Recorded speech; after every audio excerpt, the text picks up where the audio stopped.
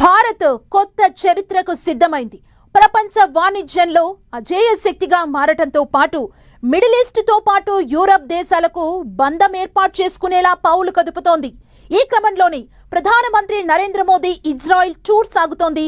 స్వయంగా ఆ దేశమే మనతో సహా మరో 5 దేశాలతో కలిపి హెక్సగాన్ అలయన్స్ ప్రతిపాదించింది. దీంతో ప్రపంచ దేశాల్లో మోదీ ఇజ్రాయెల్ టూర్ ప్రకంపనలు సృష్టిస్తోంది. ఆ డీటెయిల్స్ చూద్దాం.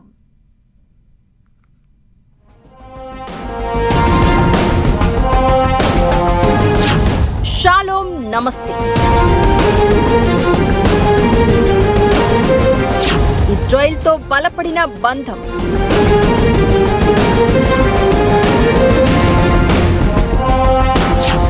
డిఫెన్స్ డీల్తో పాటు హెక్సాగాన్ అలయన్స్.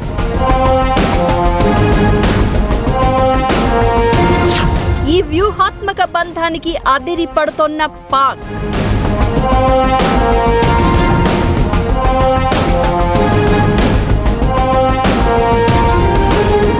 ప్రధాని మోదీ ఇజ్రాయెల్ పర్యటన అంతర్జాతీయంగా ఉత్కంఠ రేపింది. ఇజ్రాయెల్ స్వయంగా ప్రతిపాదించిన హెక్సాగాన్ వ్యూహం కేవలం 2 దేశాల మధ్య సంబంధం మాత్రమే కాదు, ఇది 6 భౌగోళిక ప్రాంతాలను కలిపే ఒక భారీ రక్షణ ఆర్థిక వలయంగా చూడాలి.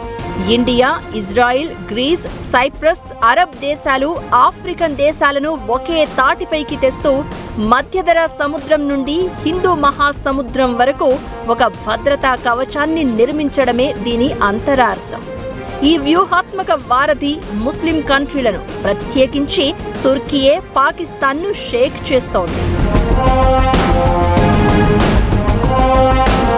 టర్కీ ప్రస్తుత వైఖరిని గమనిస్తే అది మధ్యధరా సముద్రంలో గ్రీస్, సైప్రస్ హక్కులను హరిస్తూ చిన్నపాటి చైనాలా ప్రవర్తిస్తోంది. అదే సమయంలో మరోవైపు పాకిస్తాన్కు సైనిక తోడ్పాటును అందిస్తోంది. ఇది మనకు చేటు తెచ్చే పని. ఈ నేపథ్యంలో గ్రీస్, సైప్రస్లను భారత్ తన రక్షణ ఉత్పత్తులతో శక్తివంతం చేయడం ద్వారా తుర్కీయేకి ఒక గట్టి సంకేతాన్నిస్తోంది. మా జోలికి వస్తే మీకు పేలిపోద్ది, అలానే మా స్నేహితుల జోలికి వస్తే మీ తాట రేగిపోద్ది అనే అర్థంలో ఈ రక్షణ రంగ సహకారం కుదుర్చుకుంటోంది. అందుకే ఇది తమకి ఏమాత్రం అంగీకారం కాదని పాకిస్తాన్ తమ సెనెట్లో ఓ తీర్మానం కూడా పాస్ చేసింది.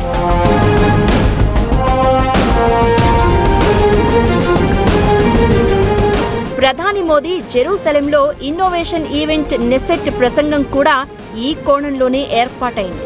ఇక రక్షణ రంగం విషయానికి వస్తే ఇజ్రాయెల్ అందిస్తున్న గోల్డెన్ హరిజన్ బాలిస్టిక్ క్షిపణి అత్యంత కీలకమైనది. 800 కిలోమీటర్ల పైచిలుకు రేంజ్, మాక్ 5 వేగంతో ప్రయాణించే ఈ క్షిపణి సరిహద్దులు దాటకుండానే శత్రువుల బంకర్లను తుత్తునియలు చేయగలదు. ఇప్పటికే బ్రహ్మోస్ క్షిపణులతో ప్రపంచాన్ని ఆశ్చర్యపరిచిన భారత్ ఇప్పుడు ఇజ్రాయెల్ టెక్నాలజీతో మరిన్ని అత్యాధునిక ఆయుధాలను తన అమ్ముల పొదిలో చేర్చుకోబోతోంది. ఇది కేవలం ఆయుధాల కొనుగోలు మాత్రమే కాదు, మేక్ ఇన్ ఇండియాలో భాగంగా జాయింట్ మ్యానుఫ్యాక్చరింగ్ కూడా చేయనుంది. ఆర్థికంగా చూస్తే IMEC India middle east Europe corridor project ఈ టూర్లో కీలక ఎజెండా. తుర్కీయే ఇరాన్లను బైపాస్ చేస్తూ సాగే ఈ రూట్ ద్వారా ప్రపంచ వాణిజ్యంలో భారత్ కీలక పాత్ర పోషించనుంది. భారత ఎగుమతులు తక్కువ ఖర్చుతో ఎక్కువ దేశాలకు ఎక్కువ మార్కెట్లను ఓపెన్ చేసేదే ఈ ఐమెక్ కారిడార్.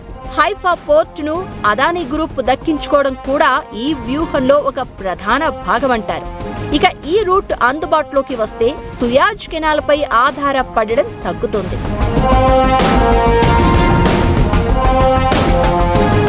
అలానే మన రీసెర్చ్ అండ్ అనాలిసిస్ వింగ్ రా, ఇజ్రాయెల్ ఇంటెలిజెన్స్ ఏజెన్సీ మొసాద్ మధ్య ఇంటెలిజెన్స్ షేరింగ్ కూడా మోదీ టూరులో ముఖ్యమైన అంశంగా చూడాలి.